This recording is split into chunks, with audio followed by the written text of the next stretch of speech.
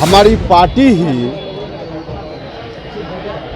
2 बार 3 बार Bharatiya Janata party के संपर्क में गई और भारतीय जनता पार्टी के संपर्क से अलग आई, तो पूरी पार्टी जब अपनी रणनीति के हिसाब से जो आवश्यक होता है करती है। और मेरे बारे में हम चले गए कभी तो उसको लेकर चर्चा करना यह कोई बात है क्या? कौन मेरे अलावा कौन दूसरा तय कर सकता है? आप लोग थोड़े तय कीजिएगा या पूछ रहे हैं कि फैसला लेंगे क्या?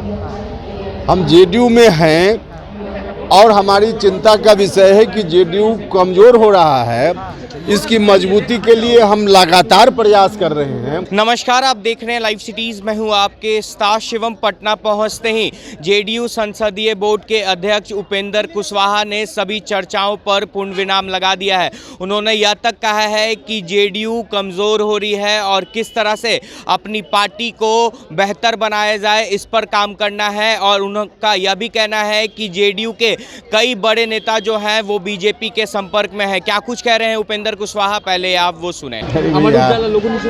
बीजेपी के किसी नेता से मुलाकात का यह अर्थ निकालना कि हम बीजेपी के संपर्क में हैं, जिस अर्थ में संपर्क की बात की जा रही है, भारतीय जनता पार्टी के नेताओं से हमारी पार्टी में जो जितना बड़ा नेता है वह उतना ही ज़्यादा संपर्क में है। अब उपेंद्र कुशवाहा के साथ एक तस्वीर क्या आ गई कि इसको बात का बतंगर बना दिया गया। इसका कोई मतलब है क्या? भाई, व्यक्तिगत संबंध किसी के साथ किसी का हो सकता है और वह भी अस्पताल में कोई व्यक्ति मिल रहा हो, इससे राजनीति का अर्थ निकाल लेना यह कहाँ तक उचित है? और वह भी हमने देखा, जब हम यहाँ आ रहे हैं तब हमको जानकारी मिली रास्ते में भी, दिल्ली में एक व्यक्ति है जो अस्पताल में 100% जिंदा भर्ती है और उसका पोस्टमार्टम बिहार में लोग कर रहे हैं। यह तो हमने देखा।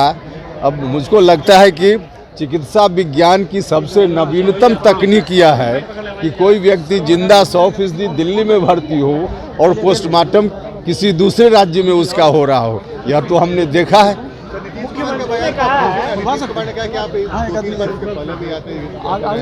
ऐसी कोई बात, इसका क्या मतलब है? हम यह कह रहे हैं कि हमारी पार्टी ही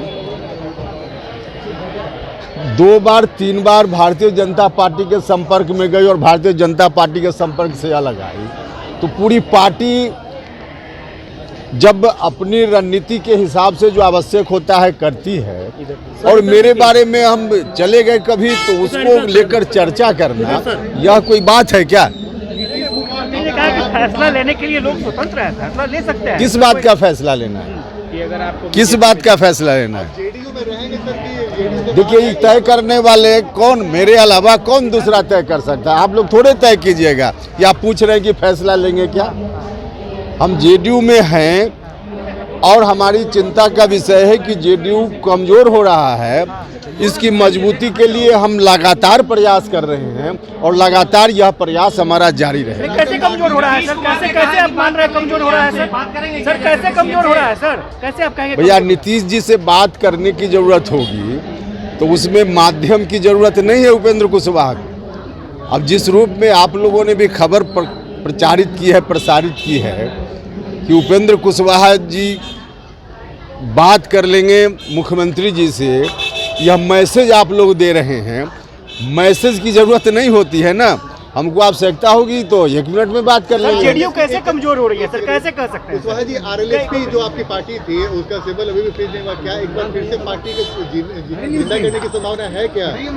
देखिए, खामखा कुछ लोग तूल दे रहे हैं, जिस बात की कोई चर्चा नहीं है उसको लोग तूल दे रहे हैं। पार्टी की कमजोरी के खिलाफ मजबूती की दृष्टि से अगर कोई व्यक्ति बोल रहा है तो इसका अर्थ का अनर्थ निकाला जा रहा है। अब क्या कहा जाए इसको? तो कमजोरी आपको कैसे दिख रही है सर? अरे भैया, कमजोरी दिख रही है कैसे? ही सब लोग, एक एक व्यक्ति, हमारी पार्टी के जो भी नेता हैं, अधिकांश लोग सबसे अलग अलग व्यक्तिगत रूप से बातचीत कर लीजिए तो सब लोग इस बात को बोलेंगे। अलग बात है कि सब लोग मीडिया के सामने, कैमरा के सामने नहीं बोलते हैं, लेकिन सच यही है और अगर कहीं कोई कमजोरी है, हम आप बीमार हों तो बीमार है इस बात को स्वीकार करेंगे तभी तो डायग्नोसिस कराएंगे, ट्रीटमेंट कराएंगे। अगर इस बात को स्वीकार ही नहीं करेंगे तो डायग्नोसिस और ट्रीटमेंट क्या होगा? ट्रीटमेंट की संभावना दिखती है क्या? ट्रीटमेंट होगा? 100% होगा, 100% होगा। कुशवाहा जी की आगे की रणनीति क्या रहने 2 तारीख को कार्यक्रम। नहीं, आगे की रणनीति का क्या मतलब? आगे की रणनीति पार्टी की मजबूती के लिए काम करना, यही रणनीति है। 2 तारीख को कार्यक्रम है सर आपका महात्मा फुले समता परिषद। हम महात्मा फुले समता परिषद की ओर से भी पूरे बिहार में तमाम जिलों में बैठकें हुई हैं, हो रही हैं। 2 फरवरी को शहीद जगदेव बाबू की जयंती के अवसर पे हर जिला में कार्यक्रम करना है, तो इस दृष्टि से तैयारी हो रही है।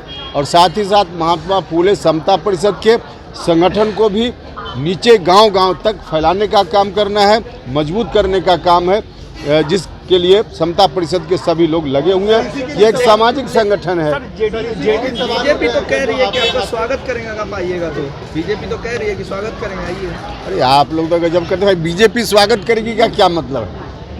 जनता दल यूनाइटेड किसी आदमी को बीजेपी स्वागत करेगी आइए, इसका क्या अर्थ है? इसका तो कोई अर्थ नहीं। सर कुशवाहा जी, महात्मा फुले जो आपका संगठन है उसको आप जिंदा कर रहे हैं, 2 फरवरी को बड़ा आयोजन कर रहे हैं, इसी को लेकर सवाल उठ रहा है। देखिए, महात्मा फुले समता परिषद संगठन को जिंदा करने की बात नहीं है। यह संगठन तो ऑलरेडी अलाइव है, जिंदा है। और इस संगठन से सामाजिक संगठन है, यह कोई राजनीतिक मकसद इसका नहीं है। सामाजिक संगठन से कार्यक्रम तो अलग अलग पार्टियों में दूसरे दल के लोग भी करते रहे, और हम इस पार्टी में आज कोई पहली बार थोड़े कर रहे हैं, पहले भी करते रहे। विगत 2 वर्षों में कई बार समता परिषद के माध्यम से कार्यक्रम हुआ जिसमें पार्टी के लोगों ने भी हिस्सा लिया। तो यह तो कोई अलग से मुद्दा है ही नहीं जिस पर चर्चा की जरूरत हो। तो आपने साफ तौर पे सुना, इन दिनों बिहार की राजनीति में ये चर्चाएं तेज हो गई थी कि उपेंद्र कुशवाहा एक बार फिर से बीजेपी में शामिल हो सकते हैं। तो सभी सवालों का जवाब जो है पटना पहुंचते ही उपेंद्र कुशवाहा ने दे दिया है, और उन्होंने यह भी कहा है कि जेडीयू कमज़ोर हो रही है और अपनी पार्टी को कैसे बढ़िया बनाया जाए इस पर काम करना है। और जेडीयू के कई बड़े नेता जो हैं वो भारतीय जनता पार्टी के संपर्क में है। अब देखने वाली बात यह होगी कि जिस तरह से जो चर्चाएं चल रही थी उस पर तो उपेंद्र कुशवाहा ने पूर्ण विराम लगा दिया है, तो आगे क्या बिहार की राजनीति में क्या कुछ नया देखने को मिलता है? बहरहाल अब बने रहे हमारे साथ। अगर आपने हमारे चैनल को सब्सक्राइब नहीं किया है तो जल्द से जल्द सब्सक्राइब